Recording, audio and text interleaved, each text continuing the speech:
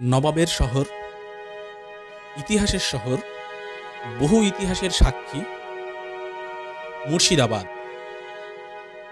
Hazarduari palace নিয়ে একটা ভ্রান্ত ধারণা অনেকেরই মনে রয়েছে। হাজারদুয়ারি প্যালেস মনে হয় যে সিরাজউদ্দৌলা তৈরি, কিন্তু না, হাজারদুয়ারি প্যালেস তৈরি বলা হয় এই ইদারাখানার সঙ্গে সুড়ঙ্গ পথে জগৎ শেঠের বাড়ির সাথে যোগাযোগ ছিল। এই কাটরা মসজিদে আমার পেছনে যে গম্বুজটা দেখতে পাচ্ছেন, এরকম গম্বুজ যখন মসজিদটি তৈরি করা হয় চার কোণায় চারটে গম্বুজ ছিল, কিন্তু বর্তমানে এই দুটো সামনের দুটো গম্বুজই আছে। এখন আমি এসেছি মুর্শিদাবাদেরই একটা প্রাচীন সৌধ, যেটাকে সবাই ফতি মসজিদ বা ফুটি মসজিদ বলে চেনে। তবে এক রাতের মধ্যেই মসজিদটি তৈরি করার পরিকল্পনা নিয়েছিলেন। এখন চলে এসেছি নবাব মির্জাফরের যে পারিবারিক ঐতিহাসিক 1100 কবর দেওয়া রয়েছে সেই স্থানটিতে। Good morning from Krishnanagar station. নতুন একটা সকাল আর নতুন আরেকটা ভিডিওতে আপনাদের সকলকে স্বাগত। এখন আছি আমি কৃষ্ণনগর স্টেশনে, আর এখান থেকে আজকে আমার যাত্রা হবে নবাবের শহর মুর্শিদাবাদ। আমি আজকে কৃষ্ণনগর স্টেশন থেকে যাত্রা করব ট্রেন নাম্বার 13-113 হাজারদুয়ারি এক্সপ্রেসে করে, আর ঘুরে দেখব মুর্শিদাবাদের সমস্ত ঐতিহাসিক জায়গাগুলো, আর আপনাদেরও সেটাকে দেখাবো। আর সেই ঐতিহাসিক স্থানগুলোর বিভিন্ন জানা অজানা তথ্য আজকে আমি আপনাদের সামনে তুলে ধরবো। তাই ভিডিওটাকে স্কিপ না করে সম্পূর্ণ ভিডিওটাকে দেখতে থাকুন। আর যারা এখনও চ্যানেলটিকে সাবস্ক্রাইব করেননি তারা অবশ্যই চ্যানেলটাকে সাবস্ক্রাইব করে বেল নোটিফিকেশনটাকে অন করে দেবেন। সময় এখন 8টা 12। ট্রেন আসতে আমার এখন অনেকটা দেরি আছে। ততক্ষণে আমি কৃষ্ণনগর স্টেশনের যে বিখ্যাত ডালপুরি সেটা আগে দিয়ে ব্রেকফাস্টটা করে নিই, তারপর ট্রেন আসলে ট্রেনে উঠে বাকি বৃত্তান্তটা আপনাদের সাথে আমি শেয়ার করছি। 1 নম্বর প্ল্যাটফর্মে এসে দাঁড়ালো 13-103 down Bhagirathi express. Train number 13-113 Hazarduari express Krishnanagar স্টেশনে তার নির্ধারিত সময় থেকে 6 মিনিট আগেই ঢুকে যাবে।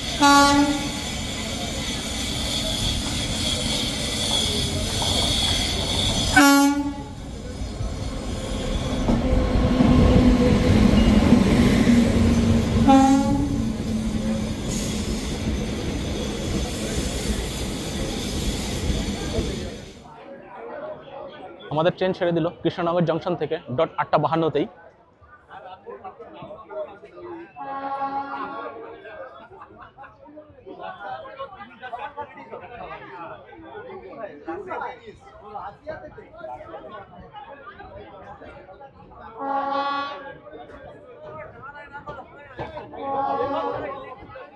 এই ট্রেন সম্পর্কে কিছু তথ্য আপনাদের দিয়ে রাখি। এই ট্রেনে আছে সামনে 3টে জেনারেল এবং পেছনে 4টে জেনারেল, আর আছে দুটো সেকেন্ড সিটিং, 3টে সেকেন্ড সিটিং আছে, দুটো চেয়ার কার আছে, আর একটা আছে থার্ড এসি। মুর্শিদাবাদ যাওয়ার জন্য এই ট্রেনটা খুব বেস্ট। এই ট্রেনটা কলকাতা স্টেশন থেকে সকাল 6টা 50 ছাড়ে এবং মুর্শিদাবাদ পৌঁছে দেয় হচ্ছে 10টা 20-তে।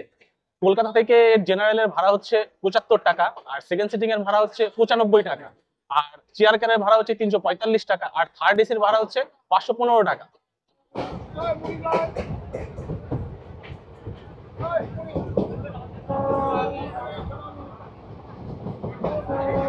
এখন আমরা পার হচ্ছি জলঙ্গি নদী।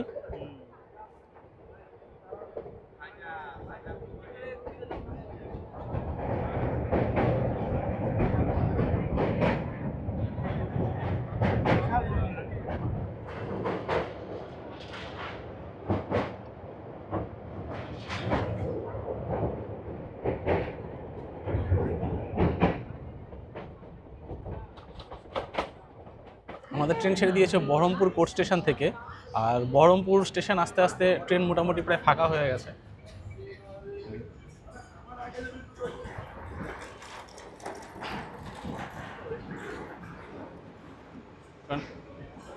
প্রচুর অফিস যাত্রী এই ট্রেনটাতে আসে, আর সবাই বহরমপুর আসলে নেমে যায়। কলকাতা থেকে যারা এই ট্রেনে আসবেন তারা মোটামুটি জেনারেলের সিট পেয়ে যাবেন, খুব একটা বেশি ভিড় থাকে না কলকাতা স্টেশন থেকে। পরের স্টেশনগুলোতে প্রচুর অফিস যাত্রী এই ট্রেনটাতে আসে বলে জেনারেলের সিট পাওয়াটা খুব সমস্যা হয়ে যায়।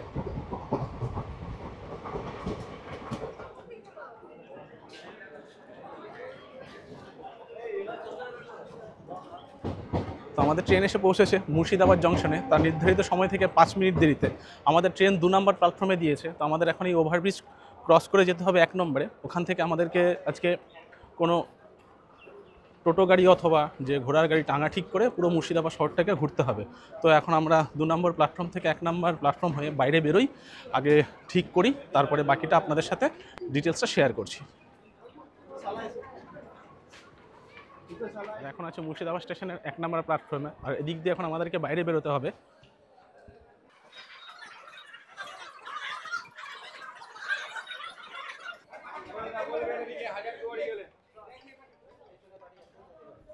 বলো হাজার তৈরি গেলে ঘোড়া গাড়িতে। তো বাইরে আমরা বেরিয়ে পড়েছি মুর্শিদাবাদ স্টেশনে।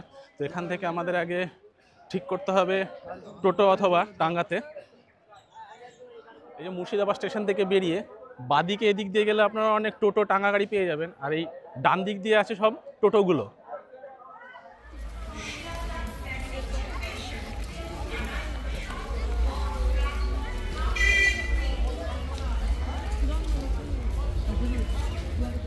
এই যে স্টেশন থেকে নেমে বাদিকে আসলে এখানে সব মুর্শিদাবাদের ঐতিহ্য টাঙ্গা গাড়ি আর যে ঘোড়ার গাড়ি সেগুলো এখানে রয়েছে। তো আমি এখানে একটু কথা বলে নিই যে এখানে কত কি এদের রেট আছে সেটা একটু জেনে নিই। দাদা আমাদের পুরো প্যাকেজ ঘুরলে আমাদের রেট আছে 1200 টাকা। সেটা যেমন আপনি একলা আছেন, আমি পুরো প্যাকেজ ঘুরিয়ে দেবো, লাস্টে হাজার নেবো, আমি 600 টাকা নেবো। আচ্ছা আচ্ছা, মানে সমস্ত কিছু ঘুরিয়ে এখানে আবার নামিয়ে দেব হাজারদুয়ারি নামাবে, হাজার নেবো 600 টাকা রেট। 600 টাকা। আচ্ছা আচ্ছা, এটা রেজার্ভ, আপনার কোনো দুশালো করবেন, আপনাদের গাড়ি মিললে আপনাকে নিয়ে ঘুরবো। এই হচ্ছে হাজার দিলে আপনাকে লাস্টে নামাবো এখানে। এই যে চাঁদনি চক মসজিদ, এই হচ্ছে ইমামবাড়া হাজার সামনে দেখতে পাবেন। আপনাকে আমি শুরু করবো কাঠগোলা বাগান, মাইকেলেঞ্জের পরশুর মন্দির, এটা দেখতে পাবেন 3 তলা খোলা আছে। জগৎ সেটের মিউজিয়াম, মার্তলা গুপ্তগড়, সুরঙ্গ, টাকসাল, সোনারশালী, আয়না শাড়ি যেমন দেখতে পাবেন না। তারপরে হচ্ছে আপনার দেবী সিং রাজবাড়ি, যেখানে নবাব ফাঁসি দিত, সেটা দেখাবো। এটা হচ্ছে আপনার মোহন আখড়া, রূপর রথ আছে, আসলে গাড়ি আছে, সোনার ঠাকুর আছে, এটা দেখাবো। এটা হচ্ছে মির্জাফরের বাড়ি, যেখানে সিরাজকে বন্দি করা হত্যা করা হয়েছিল, এটা দেখাবো। এটা হচ্ছে মির্জাফরের পরিবারের কবর। আর তারপরে হচ্ছে মেয়ের জেন্ত কবর, যে প্রতিদিন একটা করে শিশুর বাচ্চার কলজা খাত, তারই জেন্ত কবর। আপনি নামে নেমে 7টা জায়গা দেখবেন, ছোটো মেলে 14খানা পয়েন্ট দেখে বুঝছে, লাস্ট আপনাকে হাত দেবো, কোনো আমাকে পয়সা দেবেন, তারা আমাকে দিবে। সরি, আমি এখন মুর্শিদাবাদ স্টেশনে নেমে মুর্শিদাবাদ থেকে একটি ঘোড়ার গাড়ি ঠিক করে নিয়েছি। হ্যাঁ, এই দাদার গাড়ি আমি ঠিক করেছি। দাদার নাম মিনারুল শেখ। আচ্ছা, আপনার ফোন নাম্বারটা বলেন। আমার ফোন নাম্বার হচ্ছে 9932817676। আচ্ছা, 76। এই দাদার ঘোড়ার নাম হচ্ছে পাখি। তো এই দাদা আমাদের সমস্ত মুর্শিদাবাদের জায়গাগুলোকে ঘুরিয়ে এবং গাইড করে হাজারদুয়ারিতে নামিয়ে দেবেন। এনার দাদার সাথে আমার কথা হয়েছে, 600 টাকার রেট। আপনারা যারা আসবেন যদি পছন্দ হয়, ভালো মনে করেন, তাহলে এই দাদার সাথে কন্ট্যাক্ট নাম্বার করবেন। দাদা ফোন নাম্বার বলে দিয়েছে, নাম্বারটা আমি স্ক্রিনেও দিয়ে দেবো, ডিসক্রিপশনেও দিয়ে দেবো। তো চলুন আজকে আমরা যাত্রা শুরু করি মুর্শিদাবাদের ঐতিহ্য নবাবের শহর ঘুরে দেখার জন্য। তো আমাদের প্রথম জায়গা কোনটা দাদা আজকে? জাহানকোষা কামান। প্রথম আমরা যাবো এখান থেকে আজকে জাহানকোষা কামান। তো চলুন ওখানে যাওয়া যাক। চলো ভাই পাখি চলো। এই যে আমাদের ঘোড়ার গাড়ি, আর এই ঘোড়া হচ্ছে পাখি। পাখি, হ্যাঁ। এখন আমরা এসছি আমাদের প্রথম যে দর্শনীয় স্থানটা দেখার জন্য, সেটা হচ্ছে জাহানকোষা কামান। এটা যখন নবাব মুর্শিদ কুলি খাঁ বাংলাদেশ থেকে অর্থাৎ ঢাকা থেকে তার রাজধানী মুর্শিদাবাদে নিয়ে এসেছিলেন, তখন এই কামানটি সঙ্গে করে নিয়ে আসেন। এই কামানটার ওজন হচ্ছে 7000 টন।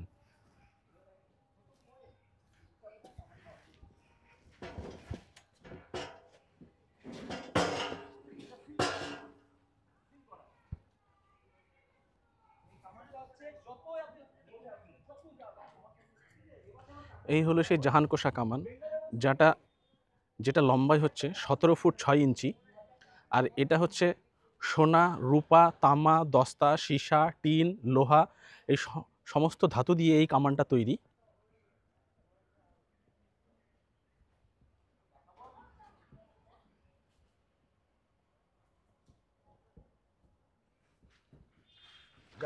যা। এখানে কিন্তু মানে টোটো গাড়ির ভাড়া আর হচ্ছে টাঙ্গা গাড়ির ভাড়া প্রায় একই, মানে সমানে সমানে। তো আপনারা যেটাতে ইচ্ছা আপনারা সেটাতে ঘুরতে পারেন। এখন আমি এসেছি মুর্শিদাবাদেরই একটা প্রাচীন সৌধ, যেটাকে সবাই ফতি মসজিদ বা ফুটি মসজিদ বলে চেনে।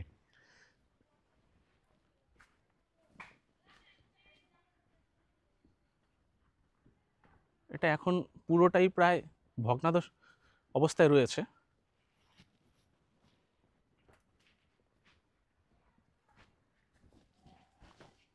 কিছুটা এরকম, ওঠার সিঁড়িটাও এখানে নেই, এইভাবেই উঠতে হবে। তো উপরে উঠি দেখি।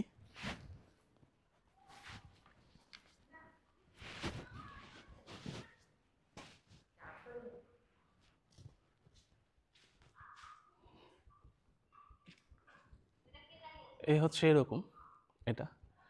তো শোনা যায় নবাব সরফরাজ খান 1740 সালে এক রাতে এই মসজিদটি নির্মাণ করার পরিকল্পনা নিয়েছিলেন, কিন্তু আলীবর্দী খানের সাথে যুদ্ধের সময় মসজিদটি নির্মাণ কার্য কমপ্লিট হওয়ার আগেই ইনি মারা যান। তো তখন থেকেই এই মসজিদটার নাম হয়েছে ফতি মসজিদ বা ফুটি মসজিদ। তবে এখানে রক্ষণাবেক্ষণের খুবই অভাব রয়েছে।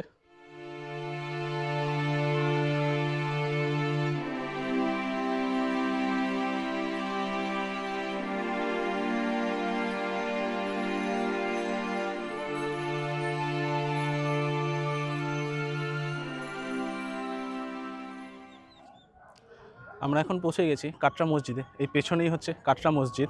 আর এই কাটরা মসজিদে প্রবেশের জন্য কিন্তু কোনো প্রবেশ মূল্য লাগে না। আর এখানে এন্ট্রান্স টাইম হচ্ছে সকাল 9টা থেকে বিকেল 4:30 পর্যন্ত।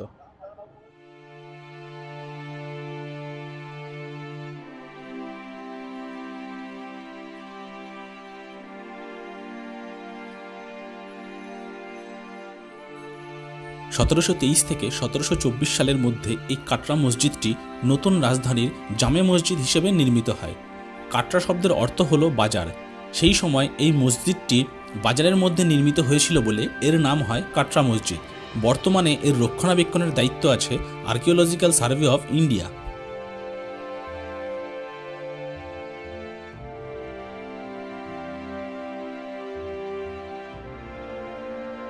1717 সালে নবাব মুর্শিদ কুলি খাঁ ঢাকা থেকে যখন বাংলায় তার রাজধানী স্থানান্তরণ করেন এই জায়গাতে, তখন নিজের নাম অনুসারে এই জায়গার নাম রাখেন হচ্ছেন মুর্শিদাবাদ।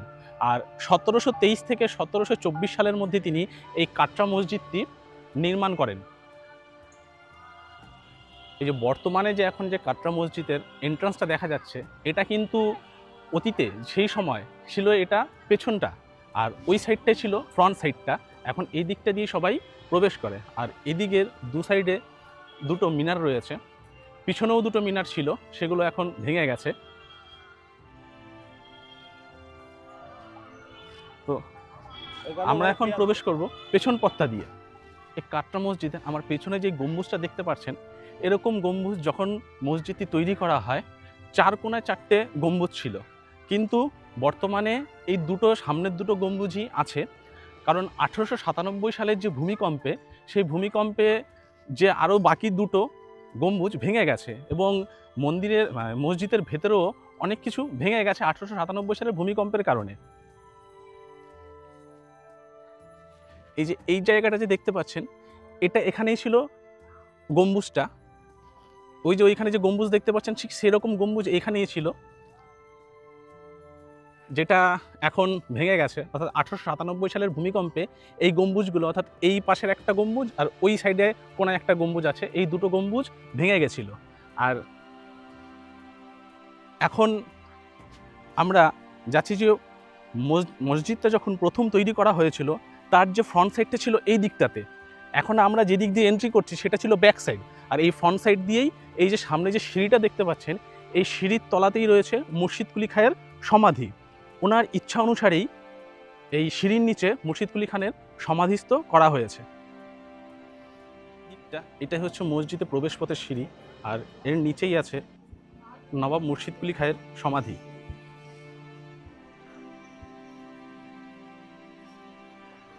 এটাই হলো বাংলার প্রথম নবাব মুর্শিদ কুলি খাঁয়ের সমাধি।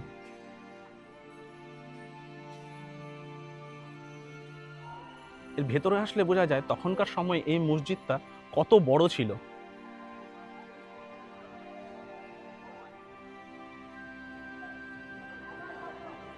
আর এই মসজিদে এরকম 2000টি বর্গাকার মাদুর তৈরি করা আছে।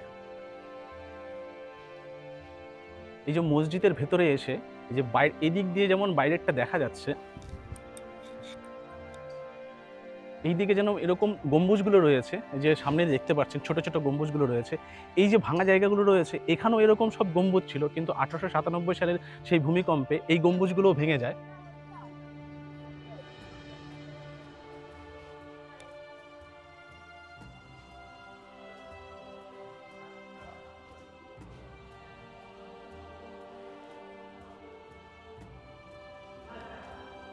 এই যে মসজিদের ভেতরে এরকম গম্বুজ দেখা যাচ্ছে। এখানে এখন বর্তমানে দুটো গম্বুজ, এইখানে একটা আর ওইখানে একটা গম্বুজ রয়েছে। এখানে মোট 5টা গম্বুজ ছিল, কিন্তু 1897 সালের ভূমিকম্পে এই যে মাঝখানের যে 3টে গম্বুজ ওগুলো সব ভেঙে যায়।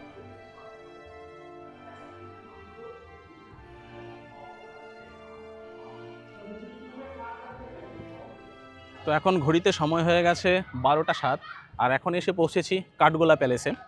কাঠগোলা প্যালেসটি নির্মাণ করেছিলেন লক্ষ্মীপদ সিং দুগ্গার, আর ওরা ছিল 4 ভাই, লক্ষ্মীপদ সিং দুগ্গার, জগৎপদ, মহিপদ আর হচ্ছে ধনপদ। এই কাঠগোলা প্যালেসে এন্ট্রি করলে এই যে বাঁদিকে একদিকে আবার ডান দিকে এরকম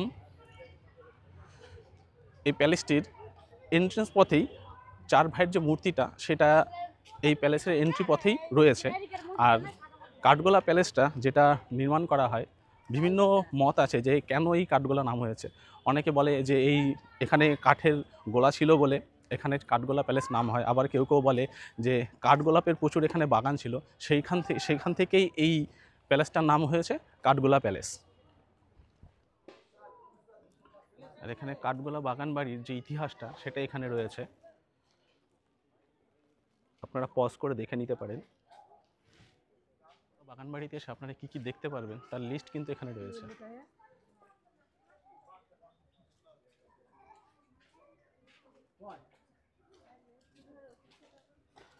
আর এখানে এন্ট্রি করার জন্য 40 টাকা করে এন্ট্রি ফিজ রয়েছে। কাঠগোলা বাগান বাড়িতে ঢোকার জন্য যে টিকিট, 40 টাকা করে টিকিট, সেই টিকিট কেটে নিয়েছি। তো এখন যাচ্ছি এর ভেতরে। কাঠগোলা বাগান বাড়িতে ঢুকেই প্রথমে এই যে সামনে রয়েছে প্রাসাদটা, আর এই বাদিকে রয়েছে একটা বাউড়ি অর্থাৎ ইদারাখানা। বলা হয় এই ইদারাখানার সঙ্গে সুড়ঙ্গ পথে জগৎ শেঠের বাড়ির সাথে যোগাযোগ ছিল, যেটা বর্তমানে যে জগৎ শেঠের বাড়ি ভাগীরথী নদীর তীরে তলিয়ে গেছে।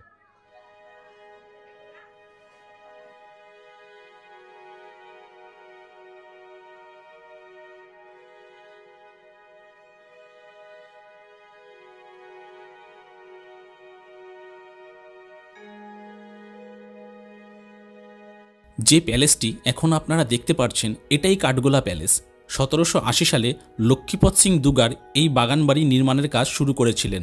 সেই সময় 1200 টাকার বিনিময়ে নবাবের কাছ থেকে লিজ নেয় 260 বিঘে জমি 999 বছরের জন্য। এই বাগানবাড়িটি দুগার পরিবারের ইউরোপিয়ান বন্ধুদের আপ্যায়ন ও অতিথি সৎকারের জন্য ইউরোপিয়ান ধাঁচেই বানানো হয়। এই বাগানবাড়িটি 3 তলা বিশিষ্ট। এখানে আসলে আপনারা দেখতে পাবেন ইউরোপিয়ান ধাঁচের কারুকার্য, সেই সময়কার নবাবী আমলের বিভিন্ন আসবাবপত্র। এই প্যালেসে ঢোকার জন্য টিকিট করতে হয়, আর এর ভিতরে ভিডিও বা ছবি অ্যালাউ নয়।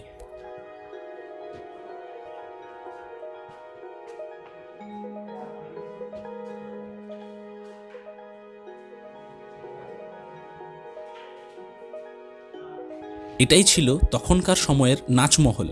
সেই সময় বহু নামজাদা লোকেরা এখানে আসতো কলকাতা, লখনৌ, দিল্লি থেকে আসা নামকরা নর্তকীদের নাচ দেখতে। সেই সময় হীরাবাই ছিল তাদের মধ্যে সেরা নর্তকী। শোনা যায় তার 1 ঘন্টা নাচের পারিশ্রমিক ছিল 500 স্বর্ণমুদ্রা।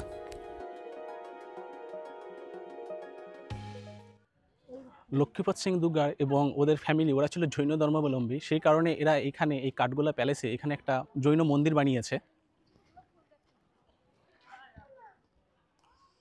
আর এই মন্দিরের পাশেই রয়েছে সুন্দর গোলাপের বাগান।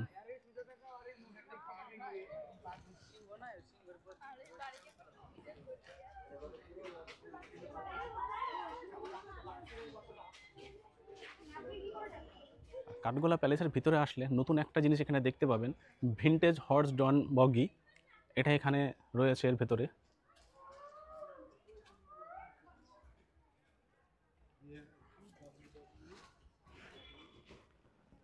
আর 1937 সালের স্টার্ট বেকারের একটা ডিক্টেটর গাড়ি।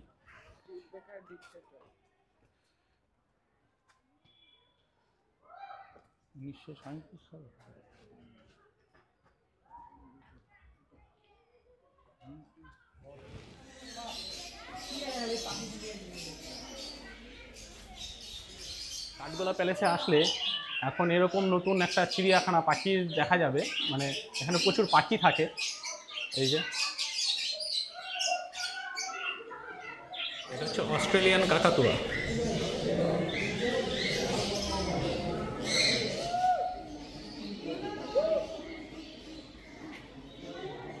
চীনের লেডি আমহাস্ট।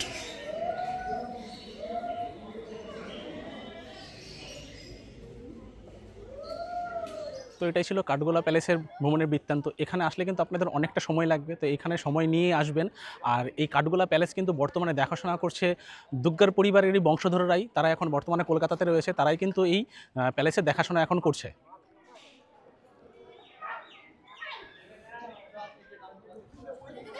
চলে এসছে এখন জগৎ শেঠের যে মিউজিয়াম সেখানে। এখানে প্রবেশ মূল্য 30 টাকা আছে। এখান থেকে টিকিট কেটে নিয়ে ভেতরে ঢুকতে হবে। এটি জগৎ শেঠের বাড়ির ভেতরেরটা। এটা কিন্তু জগৎ শেঠের নতুন বাড়ি। পুরনো যে বাড়িটা ছিল সেটা ভাগীরথী নদীতে তলিয়ে গেছে। জগৎ শেঠ ছিলেন সেই সময়কার বিখ্যাত ধনকুবের তথা ব্যাংকার। বর্তমানে এই বাড়িটিকে জাদুঘরে রূপান্তরিত করা হয়েছে। এখানে আসলে নবাবী আমলের মূল্যবান আসবাবপত্র, মুদ্রা, সোনার উপর জরির কাজ করা পোশাক, মসলিন, রেশমের কাপড় এবং তালপাতায় লেখা নথিপত্র দেখতে পাবেন। এর ভিতরে কিন্তু কোনো রকম ছবি এবং ভিডিও করা যাবে না, আপনারা আসলে সব দেখতে পাবেন। এখন চলে এসেছি আমরা নসিপুর রাজবাড়িতে। নসিপুর রাজবাড়ি ছিল দেবী সিংহের দরবার, যিনি নবাবী আমলে ব্রিটিশদের ব্যয় সংগ্রহকারী ছিলেন। দেবী সিং একজন অত্যাচারী রাজা হিসাবেই পরিচিত ছিলেন। এখানে প্রবেশ করার জন্য 20 টাকা প্রবেশ মূল্য দিতে হবে। নসিপুর রাজবাড়ি অনেকটাই হাজারদুয়ারি প্যালেসের আদলেই তৈরি।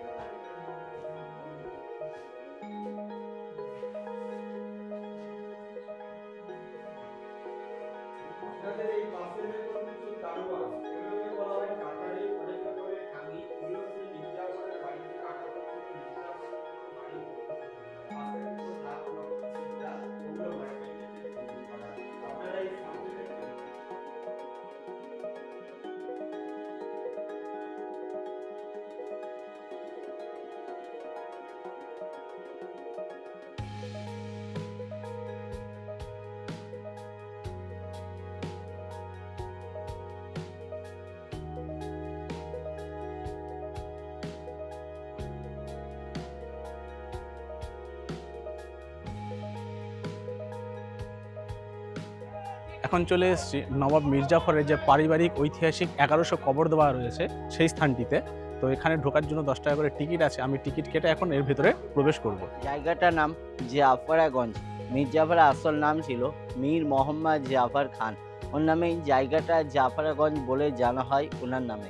এর ভিতরে টোটাল 1100 কবর বলা যাবে না। যারা 18খানা যারা নবী পেয়েছিলেন তাদের মেন কবরগুলা বলে দিই, বাকি কবরগুলা মির্জাফরের বংশধর, ওগুলা বলা যায় না।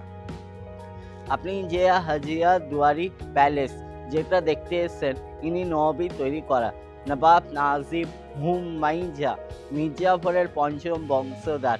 ইনি হাজারদুয়ারি বানিয়েছিলেন, তার মালিকের কবর এটা হুমায়ুন।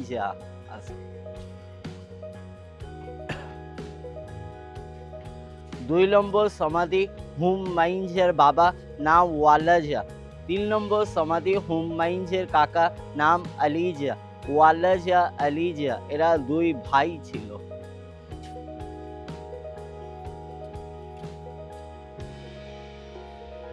হাজিয়া দুয়ারি উল্টো দিকে একটা সামনে একটা সাদা রঙের বাড়ি, বলা যায় ইমাম বাড়া। ইনা তার মালিক নবাব নাজিব ফরাইদুন ঝা। প্রথম কবর দেখলাম হুমায়ুন ঝা, তার ছেলে নবাব নাজিব ফরাইদুন ঝা। বাবা তৈরি করেছিল হাজিয়াদুরি প্যালেস, ছেলে তৈরি করেছিল ইমামবাড়া।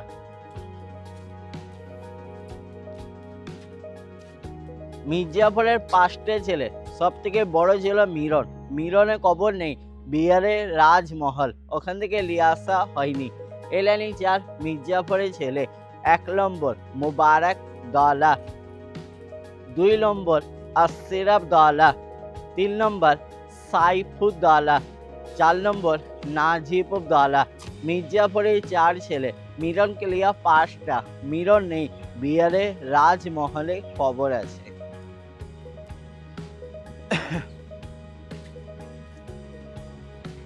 এই সাদা মার্বেল, এটা হচ্ছে নবাব মির্জাফরের কবর। এটা সাদা উঁচু কবরটা, 2 পাশে 2 কাকা, নজাবি খান, নজাব খান। ডাক নাম হচ্ছে মির্জাফর, ওর আসল নাম নবাব মীর মোহাম্মদ জাফর খান। 1757 থেকে নবাব 1765 সালে মারা, 8 বছর নবাবি পেয়েছিলেন।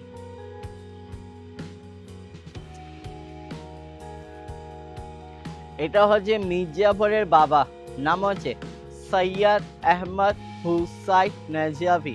মির্জাফর মুর্শিদাবাদে 3খানা বিয়ে।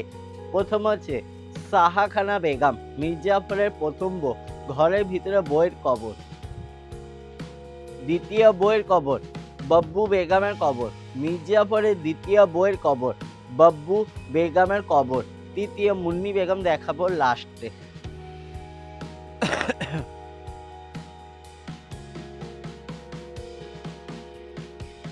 মির্জাফরের বড় ছিল মিরন। মিরনের ছিল 2টো জোড়া বাজ পাখির পায়রার কবর।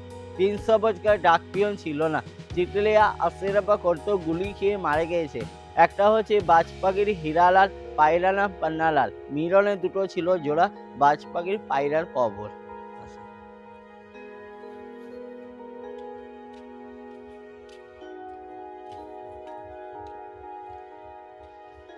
মির্জাফর দেখালাম ওনাদের 7 জেনারেশন। 7 নম্বর পুরুষ নাম হচ্ছে সৈয়দ নাসির আলী মির্জা। পুরনো ছিল, নতুন হয়ে গেছে। ওনাদের বংশধর এসে বাধি দিয়ে গিয়েছে ওনার বংশধর সৈয়দ নাসির আলী মির্জা। এবার মুন্নি বেগম। মির্জাফরের 2টো বইয়ের কবর দেখালাম। এটা হলো 3 নম্বর বউ, নাম হচ্ছে মুন্নি বেগম, ঘেরার ভিতরে আছে। আগে বাইজি ছিলেন, নাচ গান করতো। তখনকার দিনের ব্রিটিশ সরকারকে দিয়ে 90 লক্ষ টাকা দিয়ে দান করেছিলেন একটা স্কুল বানাবার জন্য, একটা চাঁদনি চক মসজিদ। মুন্নি বেগমের তৈরি করা। মির্জাফরের 3 নম্বর বউ মুন্নি বেগমের কবর। এই যে 1100 যে কবরস্থান রয়েছে, ঠিক তার উল্টো দিকেই এই দিকটাতে এটা রয়েছে। এটা হচ্ছে মির্জাফরের নিজস্ব মসজিদ, যেখানে ইনি নামাজ পড়তে আসতেন।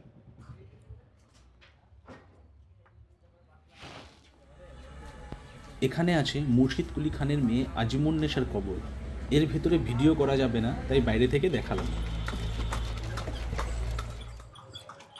এখন আমরা যাচ্ছি আমাদের সর্বশেষ গন্তব্য হাজারদুয়ারি প্যালেসে।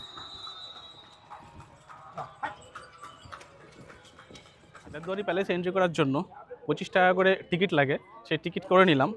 অনলাইনেও টিকিট করা যায় কিউআর কোড স্ক্যান করে, কিন্তু তাতে আবার ফর্ম ফিল আপ করতে হয়, আইডি কার্ড দিয়ে ডিটেলস দিতে হয়। তো সেই জন্য অফলাইনে টিকিটটা করে নিয়েছি।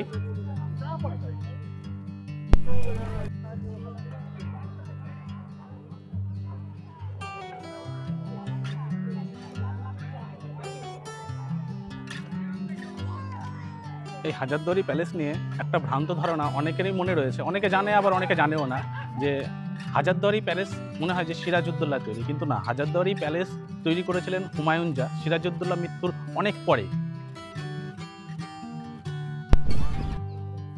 ব্রিটিশ যুগে বাংলার এক বৈশিষ্ট্যপূর্ণ ঐতিহাসিক নিদর্শন হলো এই হাজারদুয়ারি প্যালেস। বাংলার নবাবী আমলে স্থাপত্যকলার এক উজ্জ্বল প্রতিফলন এই প্রাসাদ। বহুদরজা বিশিষ্ট হওয়ায় এই প্রাসাদের নাম হয় হাজারদুয়ারি। নবাব হুমায়ুন জাহ ইউরোপীয় স্থপতি দিয়ে এই প্রাসাদ বানান। অনেকেই মনে করেন হাজারদুয়ারি প্যালেস সিরাজউদ্দৌলার তৈরি। এই প্রাসাদ তৈরি হয় সিরাজউদ্দৌলার মৃত্যুর পর। সিরাজউদ্দৌলার প্রাসাদের নাম ছিল হীরাজিল প্রাসাদ, যা বর্তমানে ভাগীরথী নদীর তলায়।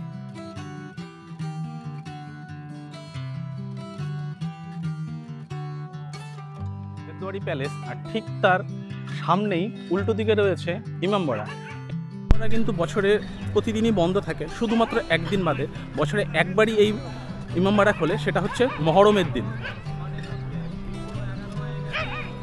এই কামানটিকে বলা হয় বাচ্চাবালি তোপ। শোনা যায় যে এই কামানটি মাত্র একবার নিক্ষেপ করা হয়েছিল এবং যখন এটি করা হয়েছিল তখন এটি প্রায় 10 মাইল ব্যাসার্ধের মধ্যে একটি বিশাল বিস্ফোরক শব্দ তৈরি করেছিল। এই শব্দটি বেশিরভাগ গর্ভবতী মহিলাকে তাদের সন্তান জন্ম দিতে বাধ্য করেছিল। সেখান থেকে এই কামানটির নাম বাচ্চাবালি তোপ হয়েছে বলে ধারণা করা হয়। এটি হলো মদিনা মসজিদ।